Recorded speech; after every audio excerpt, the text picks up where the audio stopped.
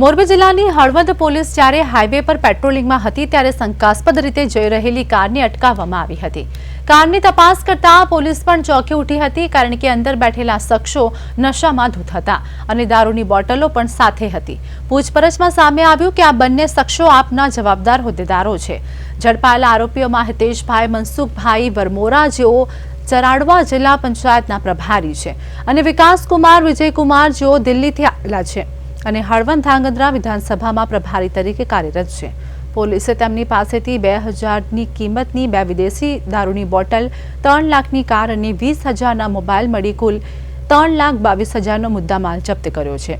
હાલમાં બંને નેતાઓ વિરુદ્ધ પ્રોહિબિશન અને મોટર વ્હીકલ એક્ટ મુજબ ગુનો નોંધીને જેલના સળિયા પાછળ ધકેલી દેવામાં આવ્યા છે। આ ઘટનાના પગલે સ્થાનિક રાજકારણમાં ચર્ચાએ જોર પકડ્યું છે।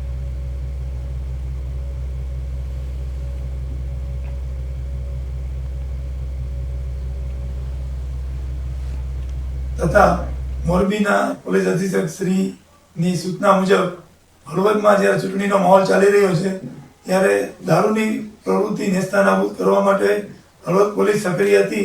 દરમિયાનમાં હળવદ પોલીસ ઇન્સ્પેક્ટર શ્રી અને એના સ્ટાફને હળવદના હાઈવે રોડ ઉપર પેટ્રોલિંગ દરમિયાન એક કારમાં આમ આદમી પાર્ટીના 2 નેતાઓ દારૂની મહેફિલ મારતા મળી આવ્યા હતા, જેમના નામ છે વિકાસકુમાર વિજયકુમાર, જેઓ દિલ્હીના રહેવાસી છે, અને સાથે હિતેશ મનસુખભાઈ વરમોરા, જે હળવદના રહેવાસી છે।